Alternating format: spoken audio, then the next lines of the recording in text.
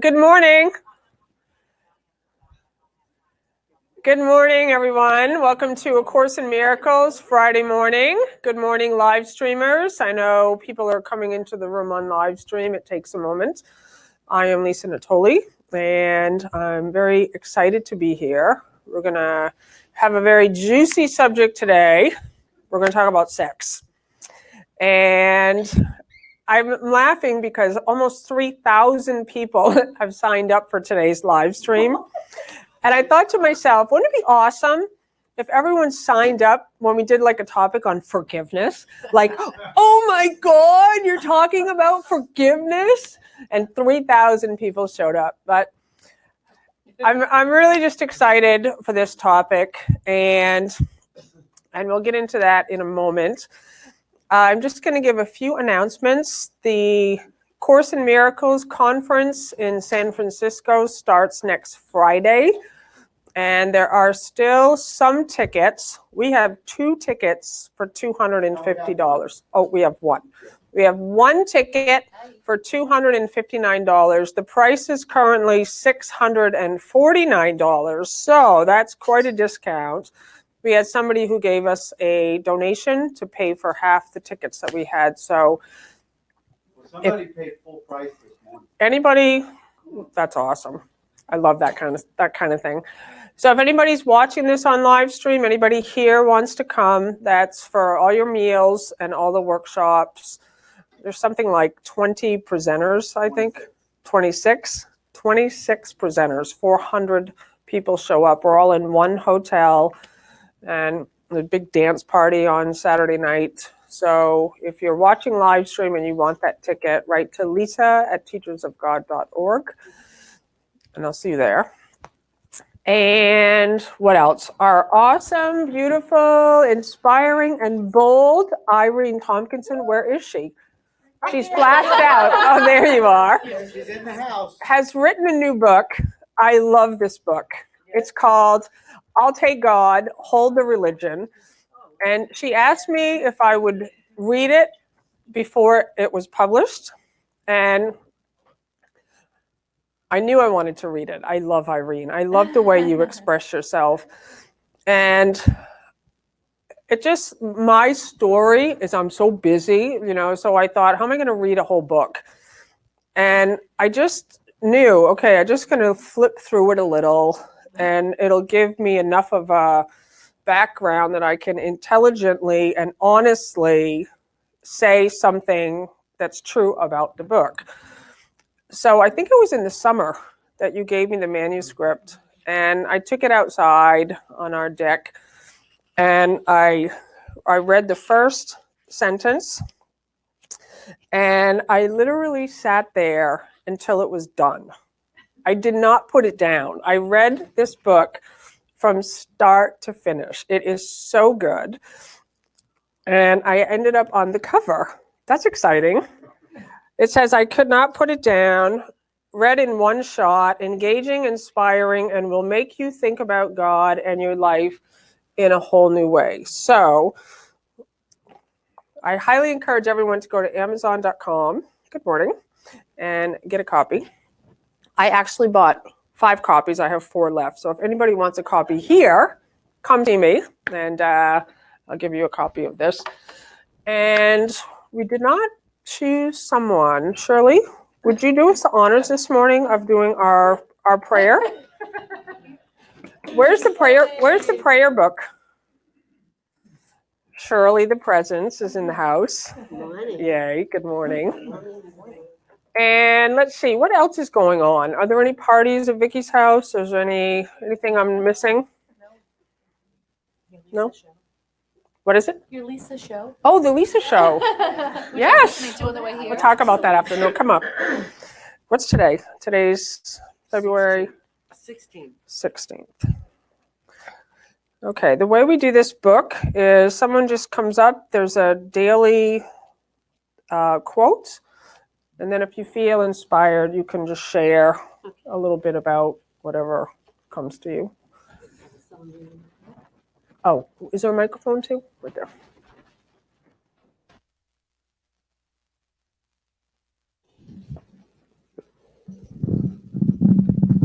Well, this is a surprise. So today is February 16th. There is a treasury of joy within you. Why do you keep begging door to door? Wow, that's powerful. And at the bottom it says, ask the next person you see for $1. I don't know what that means. But I can talk about the treasury of joy within.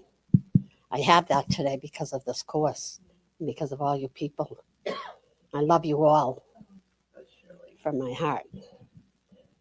And I do have a lot of joy within. I was just doing a gratitude list this morning. I was listening to Lisa's talk on her new radio show. And I could see the reasons that I make myself sick. And so I'm doing some work on that. But I know there's joy there, and I'm going to recover that. So thank you all. Thank you so much. Thank you so much. You're welcome. I'll just turn that off. Yeah, so I'm doing a new radio show. It's called The Lisa Show, and I know, right? And I've done 2 episodes so far, and this week episode 2, I posted it yesterday, and it's on dealing with physical symptoms. And I'm excited for the show. It's had over 2,000 listeners in the last 7 days. And the reason I called it The Lisa Show, it was Living in Joy, Reflections on A Course in Miracles. I was on Unity Radio for 4 years. I absolutely loved it. But I've been really thinking a lot about healing. And I'm not going to spend a lot of time today because we're going to talk about sex. But I've been really looking from my own heart, what is coming to me about healing? Not just what does A Course in Miracles say about it and try to get it right. And I've had physical symptoms for the last 6 years. I talked about it on yesterday's show. And I gave a little doctor appointment for everyone who wants to sit with the greatest healer who ever lived, Jesus Christ, which is the physician within you. And I gave some steps for you to write down your symptoms and to look at what are the message that the body is telling you. Not to throw a spiritual concept on it, which is what many people on a spiritual path do. They think, I have cancer or a tumor or a pain or something, and then you use a course concept like I'm not a body, it's not real, I'm the light of the world, it's an illusion. And that's true. Those sentences are absolutely true. But you will know if you are using them to stop yourself from looking within. That's really what the work is about. It's like really going below the surface and to find out what's up with this. So instead of I have cancer or I'm dying or I have a tumor, you take total responsibility and you say, I gave myself cancer. You're not guilty for it, but you're recognizing something was going on in your mind. And it was running a process in your mind so continuously and habitually and mostly unconsciously that it starts manifesting on the external. And so in yesterday's episode, I just had you write down a list of symptoms, just like a doctor would say, okay, what's going on with you? You write down the symptoms, you find out what is the message, and then you find out how you're going to change.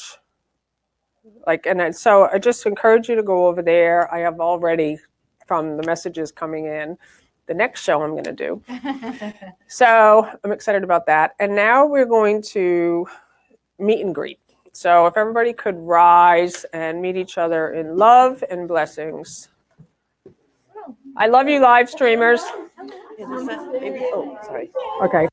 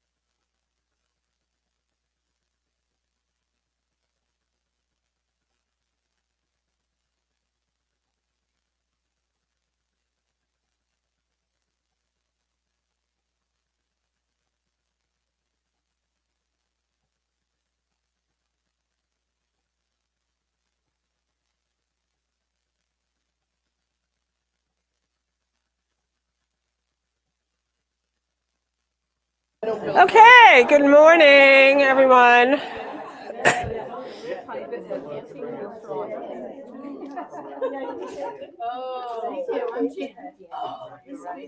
Good morning. I was in your show yesterday. Oh. Ha. Okay. Good morning, everyone.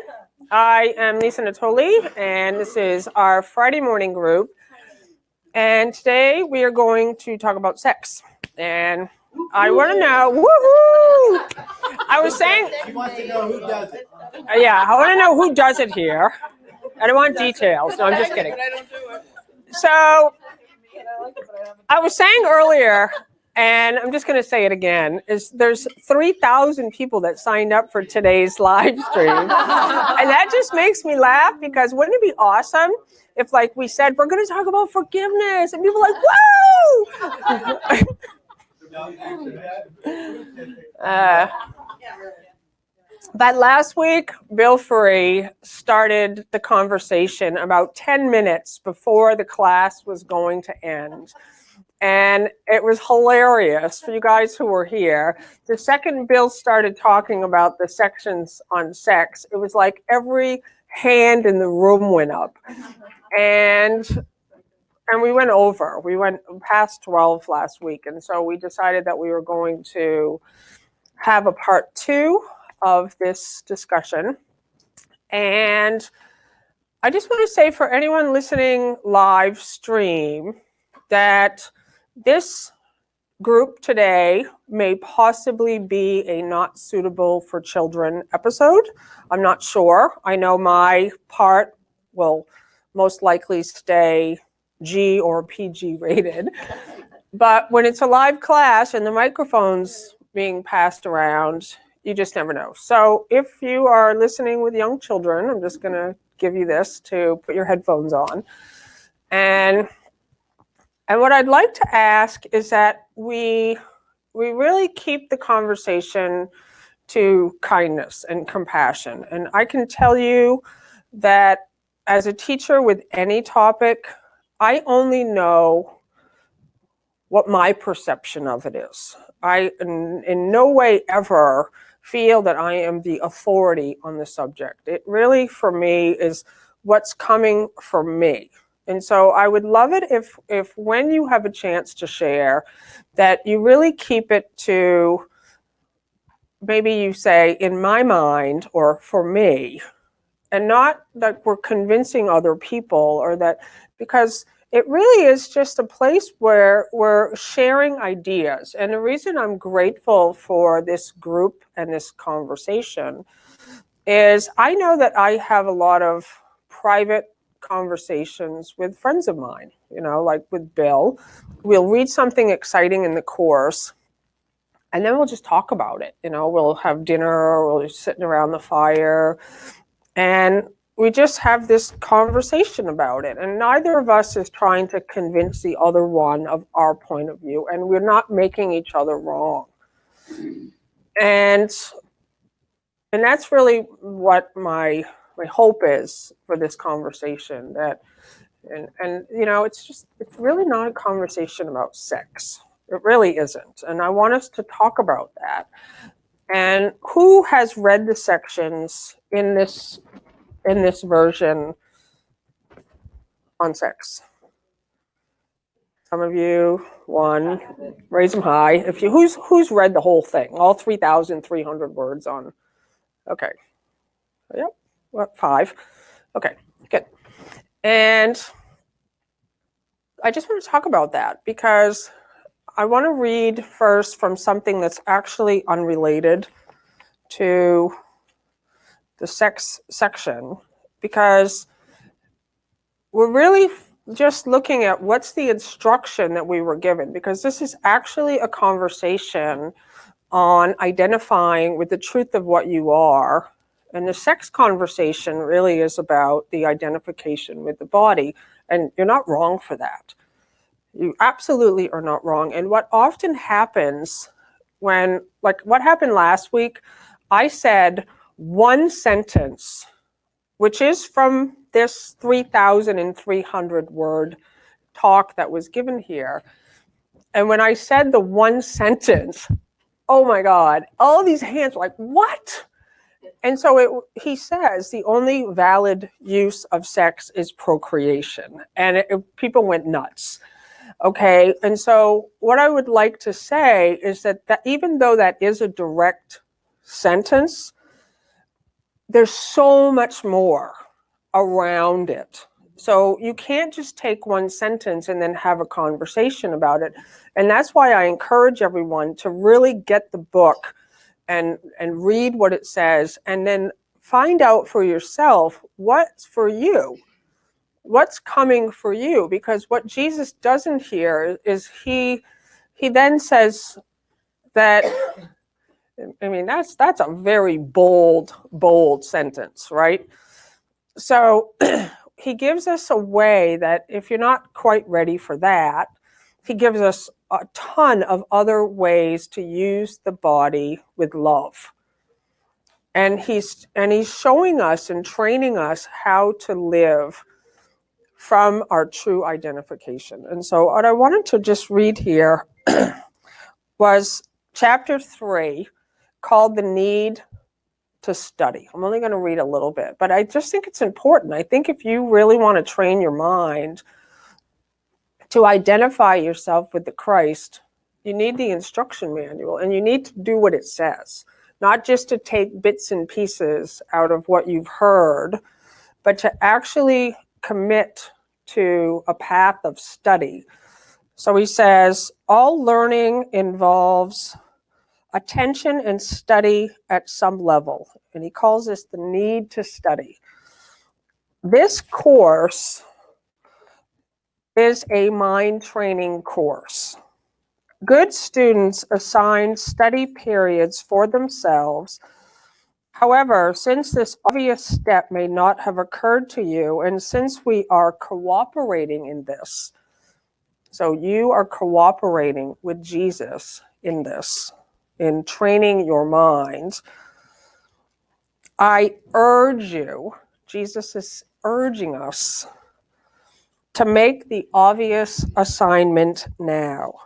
You may understand the need to study this course, yet still not realize that many of the problems you keep being faced with may have already been solved here. So I just wanted to say that. I wanted to say is that a lot of your difficulties that you talk to other people about and that you sit at home thinking about and searching the internet for may have already been solved here. And so when you commit yourself to training your mind and working with Jesus, the inner teacher, you begin to see there's a clarity and a peace and a joy. It says, perhaps you do not think of the course in this way at all, or perhaps you do from time to time, but then think the answer is probably in here and do not look it up. You vaguely know that the course is intended for some sort of preparation, but are you prepared? So, as we begin, I just wanted to share that with you first, because it's just important. And this particular book, which is called the CE version, put out by the Circle of Atonement, is based on Helen Schucman's original shorthand notes. So the way that it happened in 1965 up until 1972, Helen Schucman was hearing a voice, and she took the notes in a stenographer's notebook pad, those reporter pads, in shorthand. And then every single night or every morning, she wrote them down. And in the morning, she was in a collaboration partnership with Bill Thetford. She read him the shorthand notes, and then he typed them. So that's the process that happened there. And then the typed notes were then, so that at the time there was a small group of people. It was like Ken Wapnick, Gloria, what's her name? Gloria Is it Gloria Wapnick? No, who's the other one? There's another one. Gloria Wapnick. Judy Scotch. Thank you. And there was a small group of people who were there just kind of looking at the notes also. And then they took the notes and they edited the notes. And then they created an organization called the Foundation for Inner Peace. They have worked tirelessly for 50 years. I'm so grateful for all the work that they did. And what happened is, so that was in the 70s. 1972 is when the first editions came out. It was in 3 books, 3 hardcover blue books, the text, the manual for teachers, and the workbook. And in 2000, they came out with what is known as the text. And the text is Bill Thetford's type notes before the editing started. So when 2000 came along, people started getting copies of that book, and they realized there was a lot of information that was left out of the edited version. What has recently been discovered with this new book, which came out in 2017. So there was 300 words in the text on sex that was not in the Foundation for Inner Peace. And the other thing that happened was all the editing for the Foundation for Inner Peace version, they changed all the words that was the words sexual to physical. So there's not a single reference of the sex word in the Foundation for Inner Peace version. There's 300 words in the text. So everyone thought, oh, this is the full thing. Well, the Circle of Atonement went back to Helen's stenographic notebooks. And they spent 10 years using those notebooks, not the type notes, what actually was the original thing. And they found out that there was 3,300 words on sex. And who knows what happened, right? Like, I can't imagine Bill didn't know about it, but maybe he didn't. Maybe he didn't know shorthand. And maybe Helen really did keep that to herself. And in the cameos, they have essays in the back here. Helen expresses her extreme doubt about these notes on sex. She just thought, this must be coming from me. I did not intend to write this. I feel very uncomfortable with this.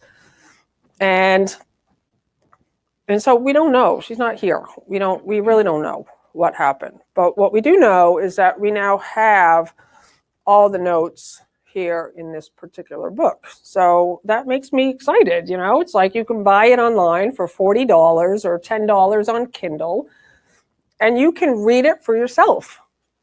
Like, you can actually have a direct experience where you get to process it at your own pace, and you get to see if there's any charge in you when you read these sentences. Like, what?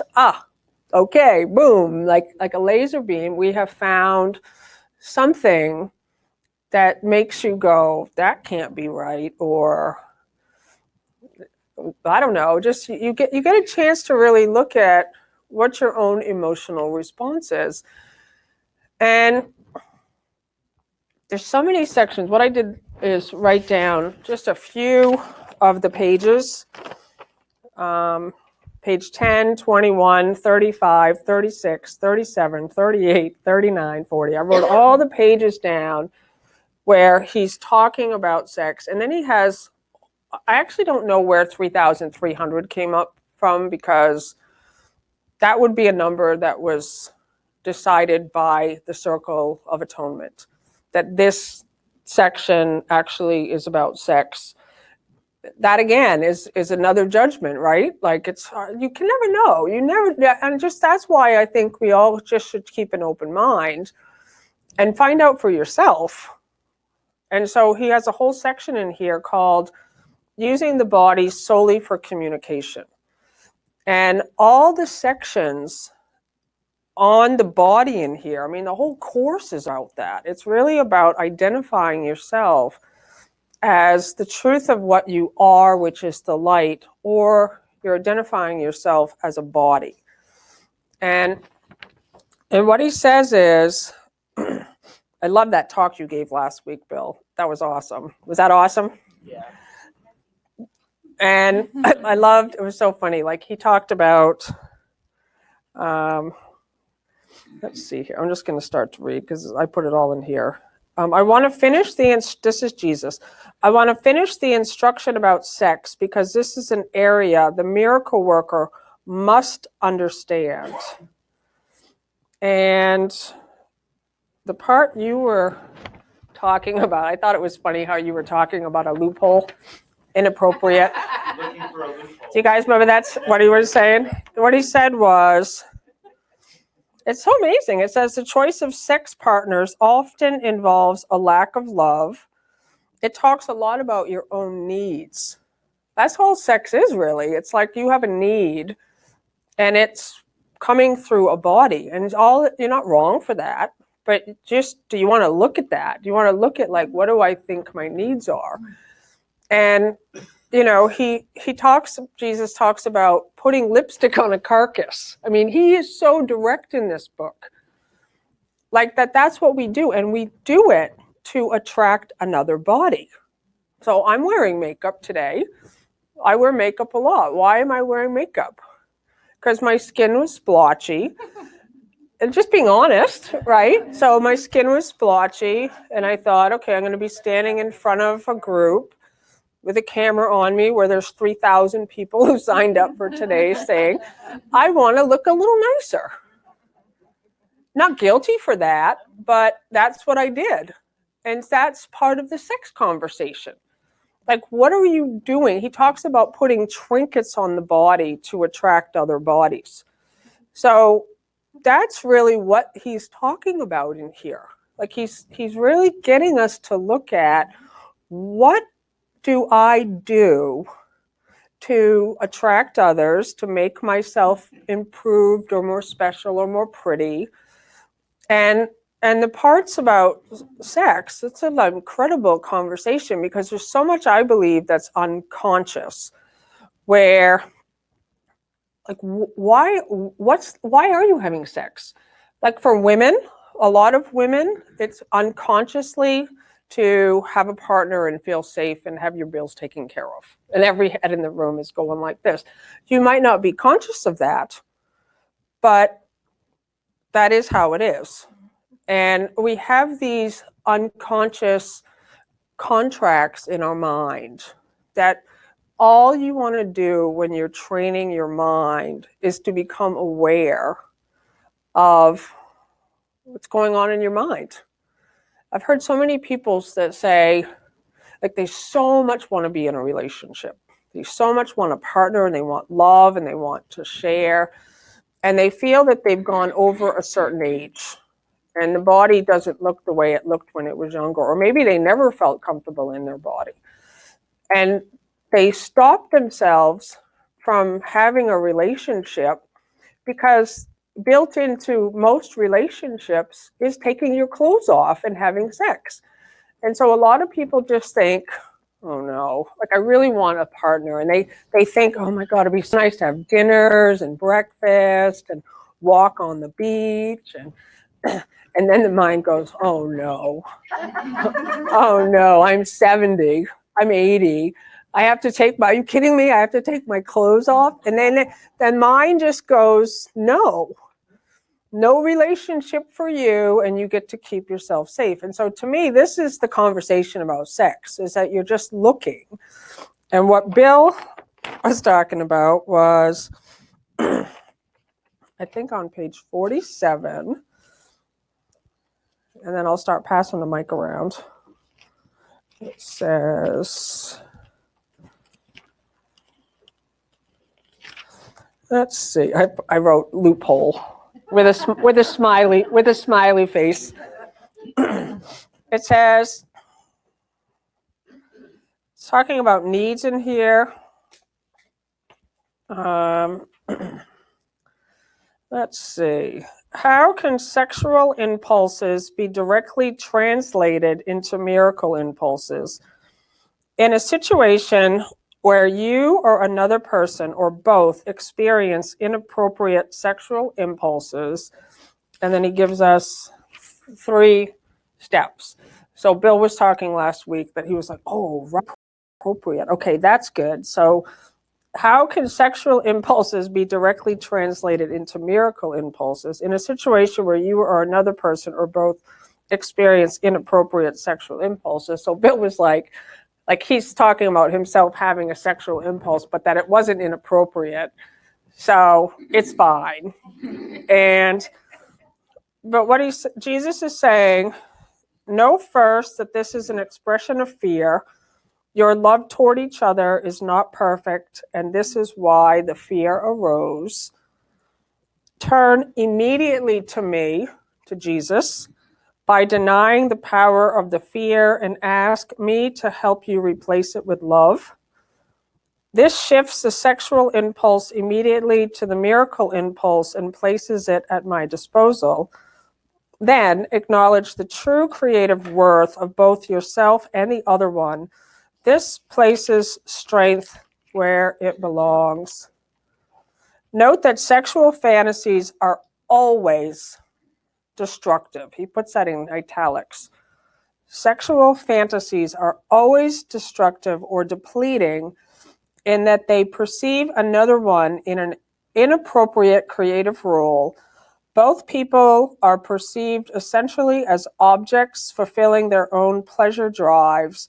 This dehumanized view is the source of the depleting use of sex. He talks about Freud in here. Freud's description is purely negative, that is, sex as a release from the unpleasant. He also observed that the tension from id impulses never completely abates. What he should have said was that the shift from miracle impulses to sexual impulses was debilitating in the first place because of the level confusion involved. So a lot of the words that Jesus uses in here are about level confusion. And level confusion is where you're identifying at the level of the body. And you're not relating to yourself as the truth of what you are, which is pure light, eternal, changeless. And when you're operating from the lower level as the body, you're relating to others as bodies. And they're always going to be separate from you. So we're being trained as miracle workers to first remember who we are. And then from there, it's just natural that you remember who the other is. And so it says, inappropriate sex relates only in the sense that it may induce physical sleep. The miracle, on the other hand, is an energizer. It always strengthens and never depletes. It does induce peace. And by establishing tranquility, not relaxation, it enables both giver and receiver to enter into a state of grace. I love this. It says, tension is the result of a building up of unexpressed miracle impulses. This can be truly abated only by releasing the miracle drive, which has been blocked. And that was my show yesterday on the Lisa show, of like illness or sickness is you living off center and being blocked. You're holding in the light that you are. You're not being yourself. And it's all fear. And we all made a wall around us here in time to keep ourselves safe. And so now it's a decision. Do I want to keep staying blocked, or do I want to release the inner light? Do I want to start living from a place of miracle impulses, or keep relating at the body level? So I think I'll stop there. So I think that's all I had. He talks about one more thing. On page 35, for those of you guys who are using the book, he's talking about attempt to reach communion through the body. That's impossible, right? You cannot reach communion through the body. But that's what the attempt is. And he says in there, and I love this, he says, self-control is not the whole answer to this problem, though I am by no means discouraging its use. So my thought on that one, does that make sense? Yeah. Because I think what often happens is people will say, like, it really is like an addiction, like it's a body addiction, not a sex addiction, but we're addicted to being bodies. And I can remember being addicted to alcohol. And I kept waiting for a miracle. I just kept waiting for the alcohol, the desire to drink alcohol to just disappear. And it didn't work that way for me. It just never went away. I was always wanting a drink. I was always stressed out. And this self-control is not the whole answer to this problem, though I am by no means discouraging its use. The way I quit drinking alcohol almost 17 years ago now is somebody told me to put it down for 30 days. That's how it worked for me. 5 years of waiting for a miracle to happen when I would just no longer have a desire to drink. And every day I had a desire to drink. And then I went to Endeavor Academy, and they have just rules while you're there. And one of them was no drinking and no smoking. And you sign a contract. And I was like, okay, yeah, I can not pick up a drink for 30 days. Self-control. Like, you might think, well, that's not a miracle. That's you controlling. That's ego. Well, 17 years later, I haven't wanted a drink in all that time. So for 30 days, I was controlling, but I wasn't actually. It was just really, and what happens when you control something like that? In my mind, it gives you, it's almost faster for you to get to see where you have been using that as an addiction. Like where, without the drink, I had to deal with my own emotions. Like the drink was really just covering up. It was a great amnesia. It was like, okay, I'm just going to like check out here and I'm just going to get drunk. And then I didn't have to look at all that buried stuff. It just was continuing on. Well, when I put the drink down, all that stuff that I had been burying was suddenly in my face. It was just so uncomfortable. It was like, oh my God, I want to drink. And then you just go, no, you're doing the work. You want to find out what's really going on here. And then your commitment is to really looking at what's your mind doing. So to me, this is the sex talk, but I want to open it up wide. I want to hear anything you have to say on the subject. I want you guys online to post whatever you want. And I would love it if you felt bold enough to come up here. You're first, and Laura, you're second. That hand went like this. And if you don't want to come up here, you can stay in a chair. Okay, I thought I knew what I was going to say. Now I'm not sure. Hi, I'm Lynn. I've been thinking about this for a week. I actually had trouble falling asleep last Friday because my mind was going and I was thinking. I guess I wanted to talk about the word procreation. I looked it up in the dictionary and thought about it a lot. One of the definitions is to procreate, meaning having a child. But that's not the only meaning of procreation. The other meaning is to bring forth. So I've been thinking about that a lot, and I guess my view is that when we are procreating, it doesn't necessarily mean we're having a baby. We can be engaging in a creative experience that can be on our own. It can include another person. And I've been thinking about sex in that vein.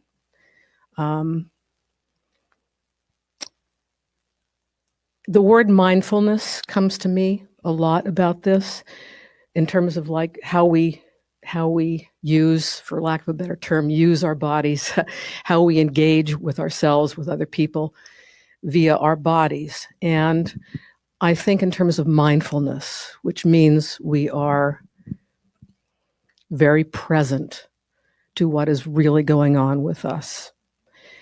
And in terms of sex, we know especially recently, what we hear and read, sex can be utilized in very, very destructive ways. It can be used to have power over. It can be used in very destructive, dangerous ways. But I've been thinking about, and you use the word communion, and I think communion, that has a very positive connotation for me. And I think it's possible to commune with ourselves or with a partner in a sexual way and have that be a mindful, holy experience. I'm thinking about, there's a musician at Unity, his name is Brian Dozer, and he sings this song, "Everything is Holy Now." And so I include everything in that. Everything is holy now, and I think sex is a part of that. When we sit down to have a meal with someone and we're communing with them and we're having a wonderful time and we're expressing ourselves and we're being truthful and we're enjoying ourselves. And, God gave us taste buds. We don't just eat hay, or whatever to stay alive. I believe that we have been given our bodies as a gift to enjoy and experience joy through our bodies.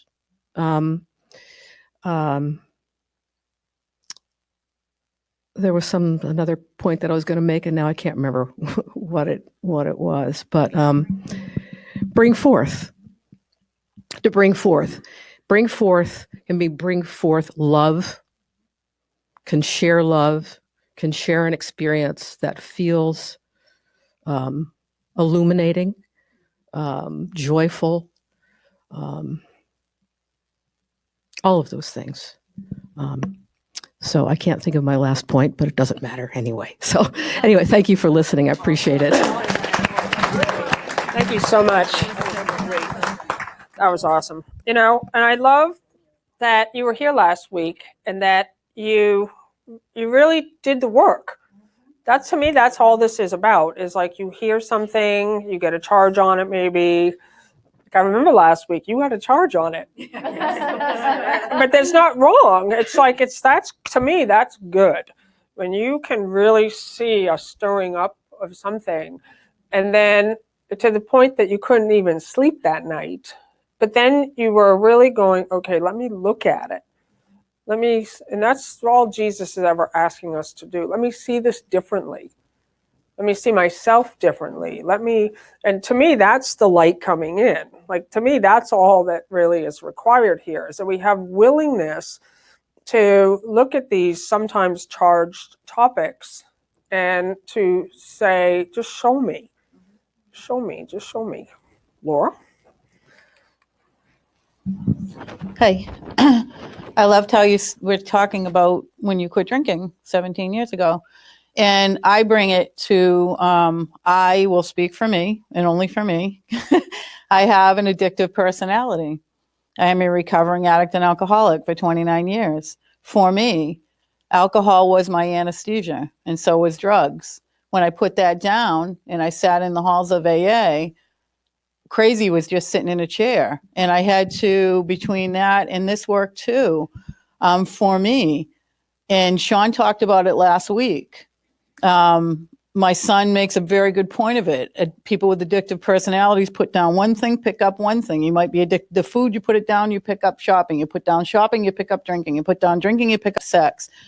So when Sean was talking about that last week, if you have an addictive personality, which a lot of people do, but I'm going to speak for me because I do, I can become addicted to anything.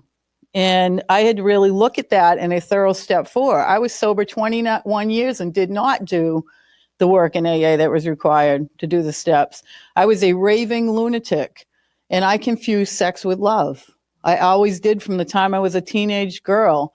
So my marriage, the last 5 years, there was no sex. He didn't like sex. I loved sex.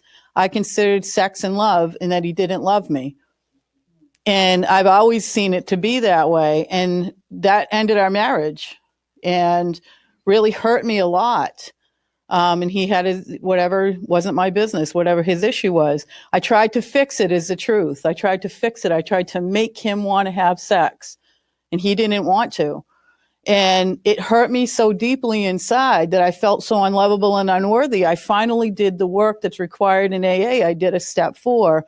And like Sean said last week, in that step, you write your resentments and your turnarounds, because we think the way at 50, I was thinking the way I thought at 5. I saw that in my 4 notebooks of writing. Then you write your fears, everything you're afraid of.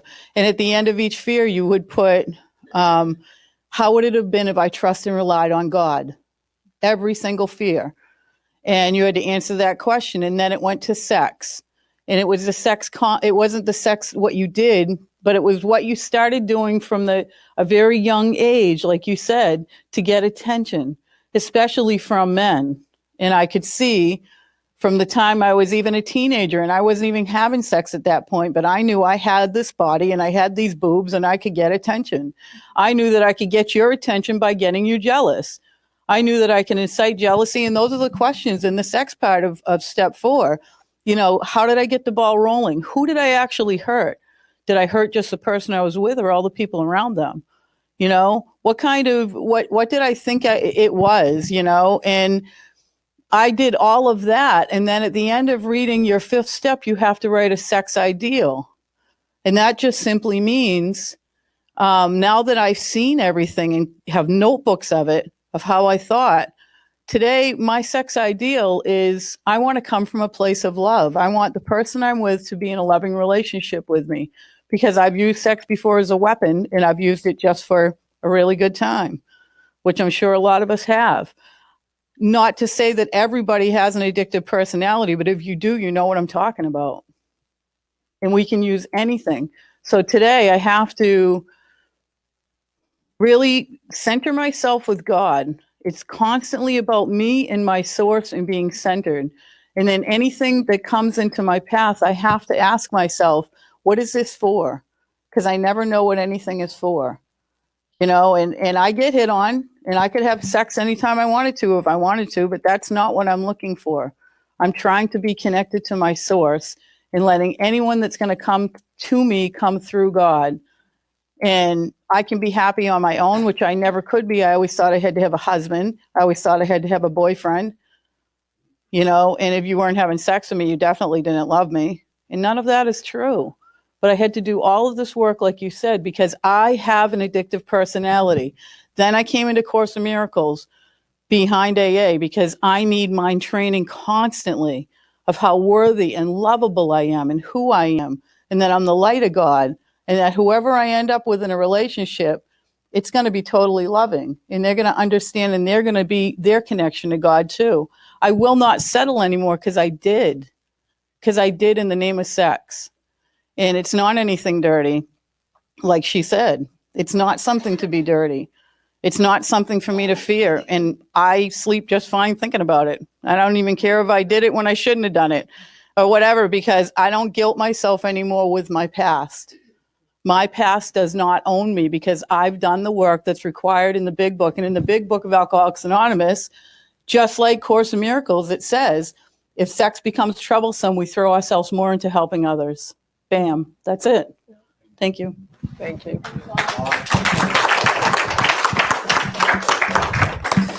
I love that.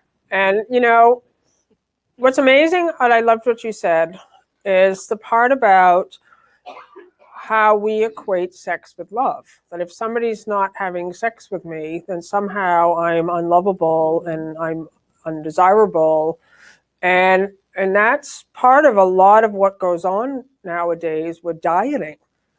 Like, it's just like, oh, if I can change my body, maybe, if I can wear different clothes, if I can change and be cuter, if I can, whatever, that it's trying to get love from outside of yourself and equating love with somebody giving it to you. And so it's really is a complete new way of seeing things. I saw two hands over here. You go, and if anybody really doesn't want to come up here, I want you to feel you, and you don't even have to have the camera on you. I want to hear from you guys, and if you just want to say something, and you don't want to come up here, just express that, please. I loved where Lynn and Laura both expressed from. I thought it was. Lisa. And Excuse me. as an add-on to Lisa. There's two things I love about the two things that I really love about getting to the 3,300 words on sex is because it really did like get my attention, and I want my attention to be gotten. I want to see where anything is happening in my mind that I cherish more than everything in God. And so I want it to be noticed for me. So if it wasn't for the sex in this purple book, I wouldn't have the investigation that I have had into this area of my life. I'd say, oh, sex, that's not in the course. So just do it and have it and do it. But I have noticed that there is some area where I have cherished the experience of sex.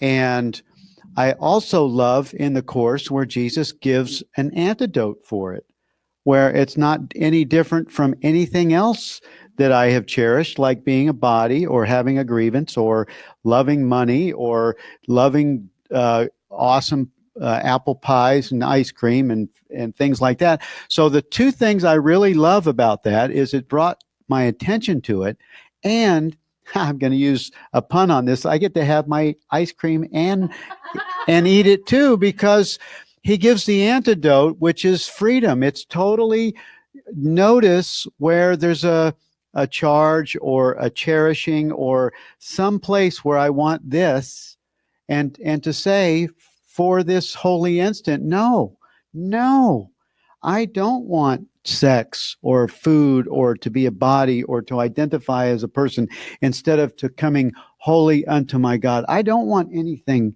first. I only want that.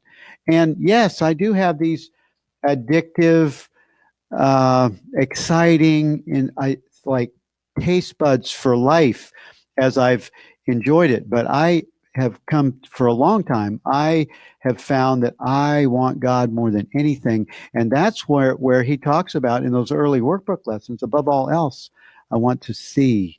Above all else, I want to know the self that I am. And so for me, I just love these two things. And I think if he had left it out in the sex part, it's kind of like that parable that Jesus had with the rich young ruler, where he says, oh, Rabbi, or Master, how can I come into the kingdom of heaven? And Jesus said, sell everything you have, give it to the poor. Well, Jesus wasn't wanting him to not be rich. He just knew where he was cherishing something. And you come with holy empty hands, but it only has to be done. And my interpretation of what the Course is to, and that's why I love those steps that he gives in it. I can use my desire for sex and transform it into a frickin' miracle.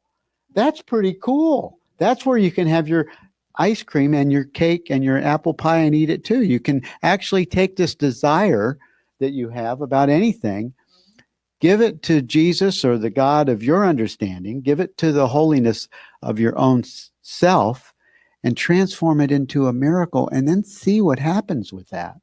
So, yeah, thank you for carrying on with this topic, because I think it's important. It opens up areas of so many parts of our lives. Yes. Yeah, thank you. And, this is a group of people who have been on a spiritual path for a long time. And so the conversation in here is very loving. But thank you for what you said of like, if you really look at what's going on in the world and the thing with sex and women and the Me Too campaign, and Jesus talks about this, that often sex is used for hostility, power, manipulation. It's completely, I'm so grateful that you talked about being mindful. You know, it really is coming into this new place of acknowledging, what am I here for? Irene?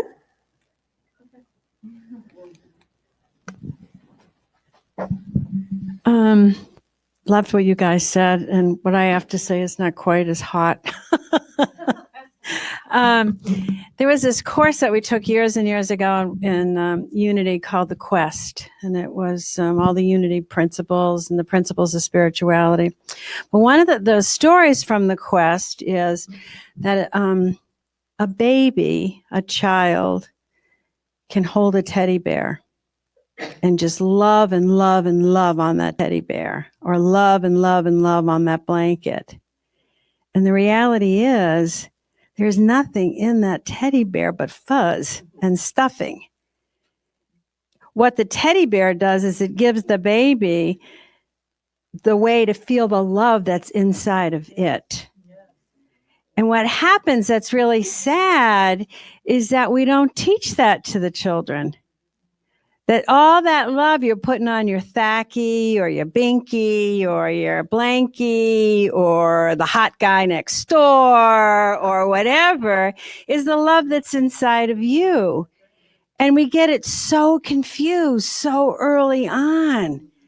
We get it so out of whack.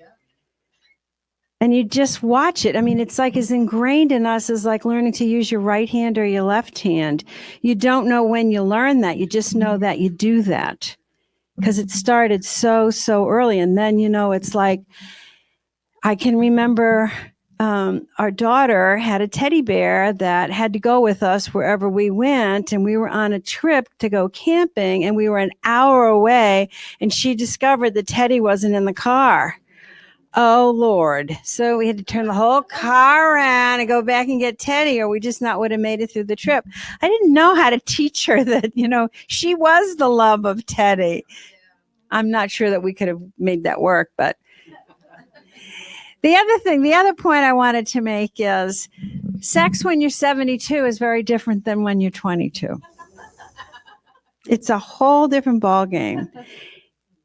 And after 47 years with the same sexual partner, I got to tell you, it's better. And you know why it's better?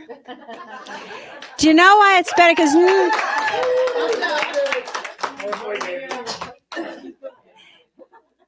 it's better because we know ourselves more. You know, and it's not about gymnastics anymore. It's about heart. It's about connection. It's about connection in a way that we had no idea was even possible. And we're no longer in this, I'll do this for you, you do this for me, and we're going to bargain here and, you know, all the trade-offs, all the agendas, all the negotiation. Now it's that, oh my God, we have so little time left. And these are such precious moments, these moments of connection. And I've been through breast cancer. David's been through open heart surgery. I know this is an illusion, and I know we'll have eternity. But in this illusion, we feel the time is very, very precious. So I just want to give a shout out to old people who have been together for a while. It's a whole nother ballgame to figure out and has a lot more to do with what Jesus talked about than what they're talking about on GQ. Love you all. That was pretty hot, though. Oh, now David's rebuttal. Oh, good. And now David's going to come up. I want to say one thing on, Irene, what you just said. That was so great. Thank you so much for your honesty and just courage, which you were asking for this morning, is, you know, so many of us just really want to give. We want to give the love that we are. But But what often happens here in the world is that when you start to give it, like I was reminded of it when you were talking about that teddy bear, we just want to give so fully and completely. But what happens is people start to think, ooh, she likes me. And then it turns into a sexual energy. And so often we just don't give because we just don't want to go there. I can remember years ago teaching A Course in Miracles in New York City. And I just love everyone. Like, I just want to give so totally and completely, but I don't want to have sex with you. But people would think, ooh, she really likes me. Like, I would be giving so completely of myself to you, and no one exists except for you. Just you. And like, I would just totally go so completely to that place. But the other person would just misinterpret it as something else. And now it's like I have to clean it up. So I developed ways that I could manage my energy where it's not throwing off a sexual signal anymore. But it's still management. Like, it's still controlling the love that I want to give to you. And I think that this is part of the conversation. And now we have David coming up. 2 thumbs up. Well, don't be too quick. I mean, this is a great discussion. And Laura, I have to say, you're really pretty exceptional in the way you describe your experience. And because I identify with that. I'm a recovered sex addict. I can say that out loud without shame anymore. And I have in my heart a feeling for so many men who come through what it's like in our culture to grow up as a boy, who gets told so many myths and gets so hooked into an idea to be somebody. You have to be powerful, you have to be strong, you have to be in control, you have to, all these kind of things. And this is reflecting 30 years of being a therapist and doing many, many intensive retreats with men. And we actually had so many discussions of how we were totally impaired by the kind of sex education that we got. And unfortunately, there are so many dads that are so afraid of it. You know how many boys that learn about sex from moms and not from their dads? And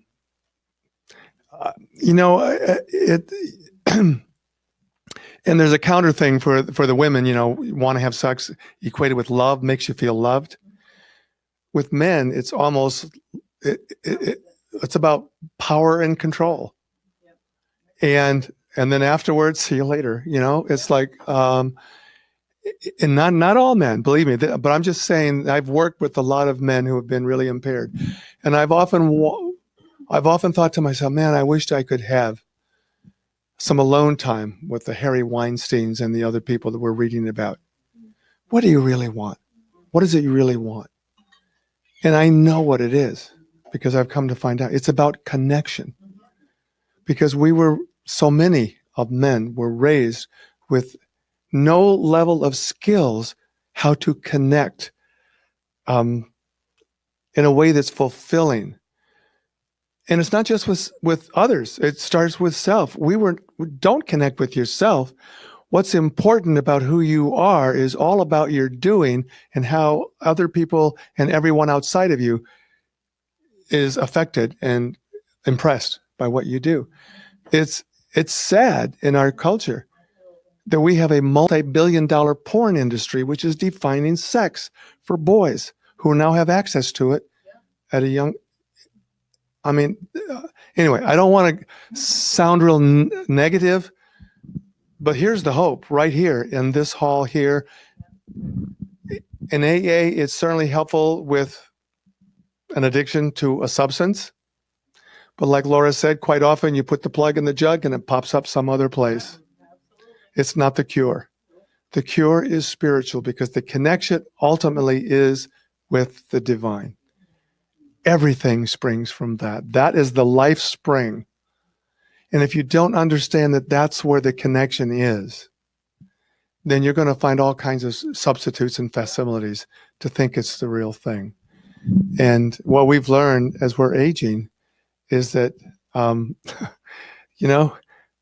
it's kind of nice because sex is in its appropriate place. It's not bigger or smaller, because we know that our connection with each other is related to the depth of our connection with the divine. And when we have that, it can't help but be better than it's ever been with each other. So that's my spiel. Thank you.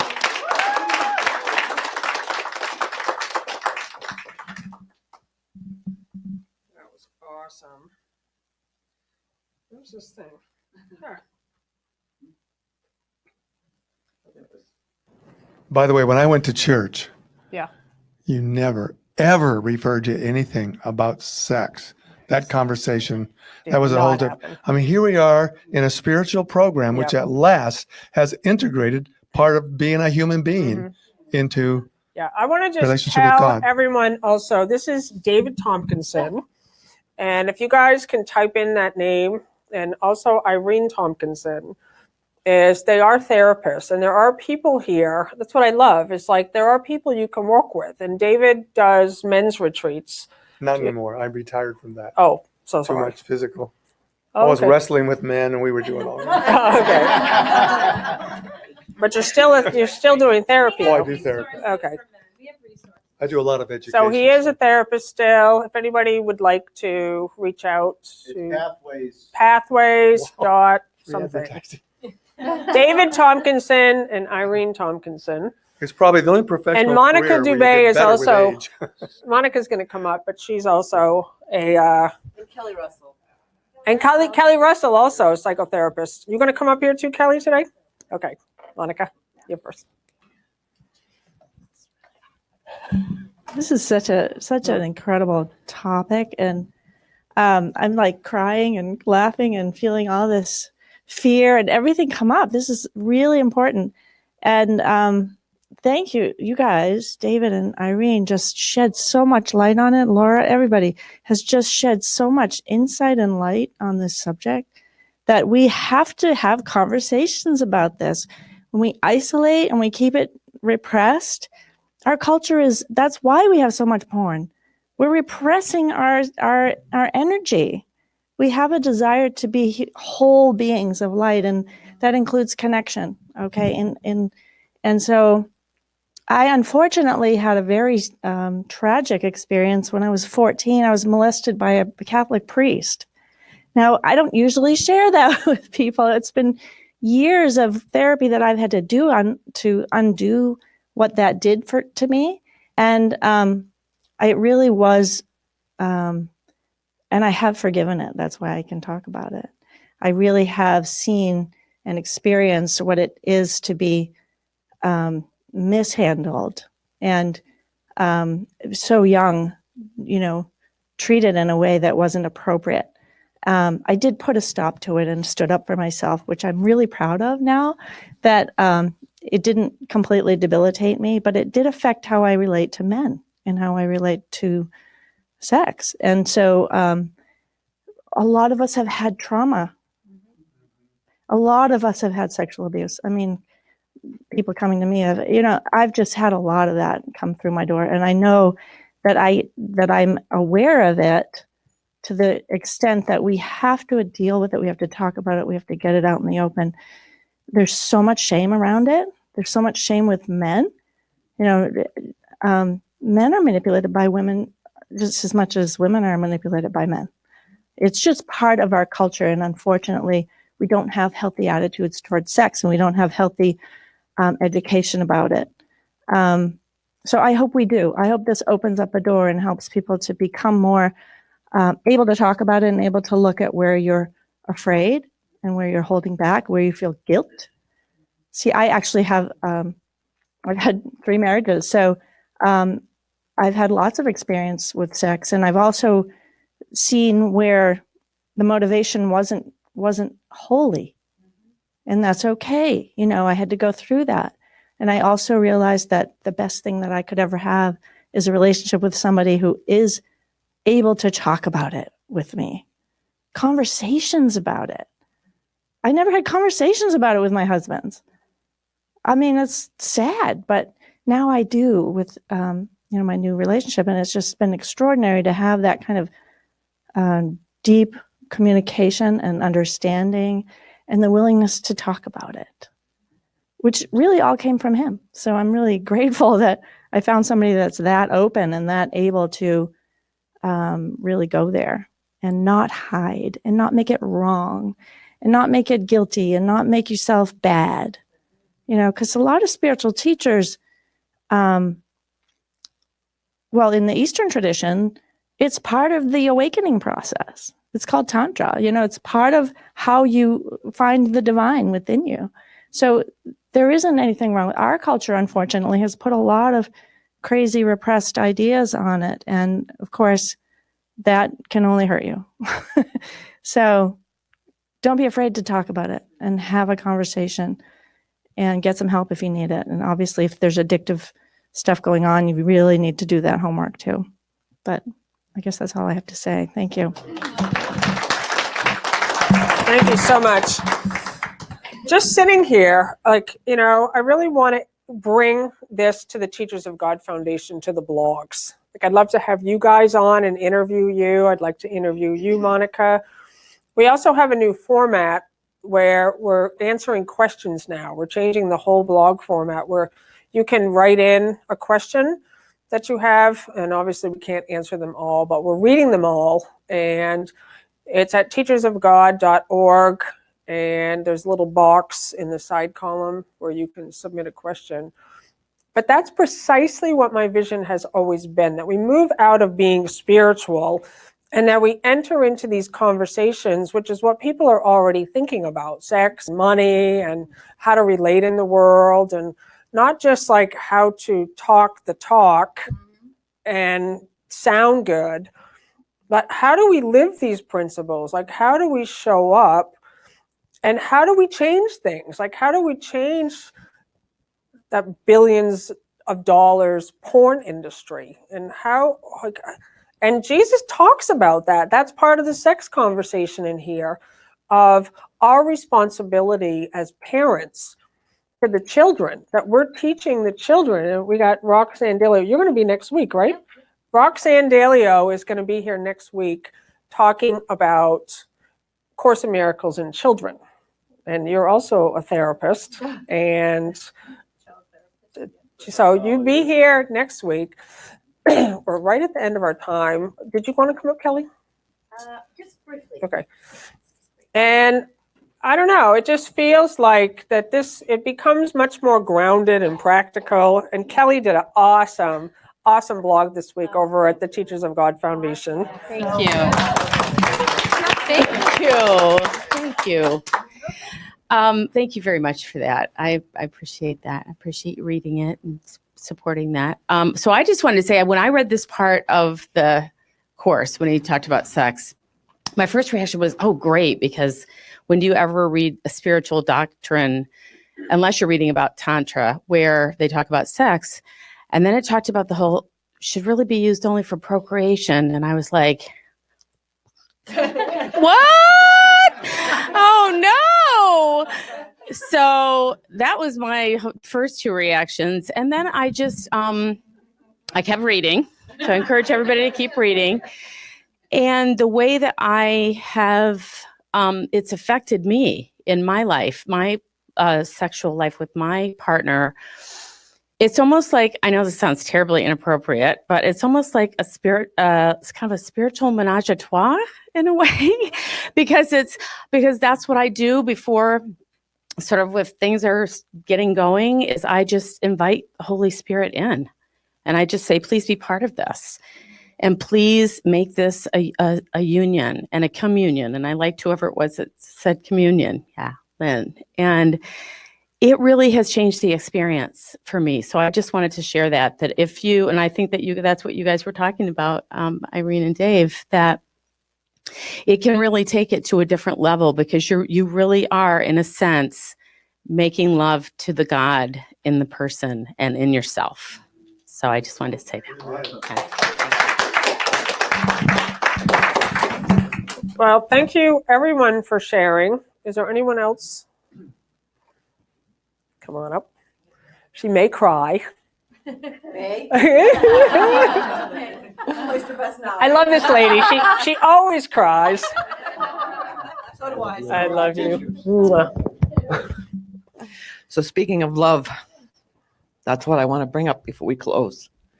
Because for me, when I love you, I don't see your body.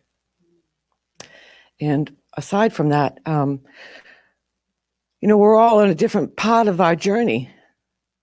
And for some of us, so to me, the sex or what we're doing is all where we are on our level of love. Are we allowing to receive love? Which, I spent a lot of years not letting that happen. Are we giving love? Are we able to? Do we have love to give to that teddy bear? And I think wherever you are in your journey is okay. That's where you're supposed to be on your journey, to teach you about love. And when we are truly our divine selves, it is my, I don't know if it's experience or opinion, sex is not even in the equation. You're just here as love. It's not, this is my life with this piece and this piece and this piece. The sex life and the food life and the alcohol life or the money life or the house life or the relationship life. It's just here I am as love. Amen. Amen. Thank you so much. Well, thank you everyone for sharing, and thank you live streamers. And that's I'm so grateful to hear everyone's different perspectives, because every single person who came up here today did give another piece that I had forgotten about, like the receiving part. Like, it's not just about giving. It's like so many people have a real problem with receiving, and not just sex, but money and love and appreciation. Somebody gives you a compliment and you're like, oh, it wasn't that good. I do it still. You gave me a compliment this morning and I was like, oh, it wasn't that good. Instead of totally, thank you. She said I was brilliant. But it's like stepping into receiving instead of really seeing like how we push love away. We don't dare to give it and we don't dare to receive it. Yep. And now we're opening ourselves up to give and receive, and to be bold in that way, to really just say, okay, wow, I don't want to stay stuck anymore. I'd like to feel that aliveness. And what will happen, as you always discover, all sorts of fear comes up around it. The second you start to give of yourself and speak authentically, that's why I like to give the mic up here, get people up here, because it's scary, right? To show yourself, to just really express from your heart, but then you get to see the fear and then to receive also. So I thank you guys. And if you can join me in a closing circle. And thank you, live streamers. I love you. And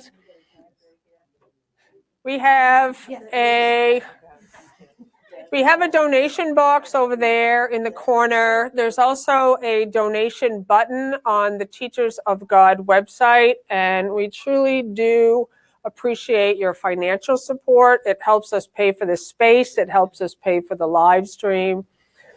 And we're just very grateful for all that you give. And we do the Unity Blessing of the Tithes, which is divine love as me blesses and multiplies all that I am, all that I have, all that I give, and all that I receive.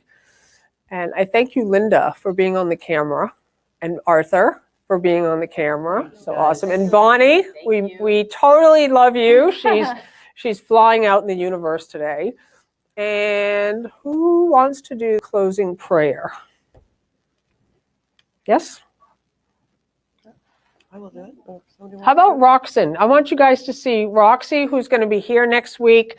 She's doing a talk on children, And she's done an interview with me on Unity. And for anybody who's working with children, you don't want to miss next Friday. So you'll do our Thank closing you. prayer. Okay. Father God, Mother God, thank you for the brilliance of our connection, communion today. It really allowed us to open to the love that we are and to truly be love in all that we do. Amen. Amen. Thank you. Thank you. Sure, it's there.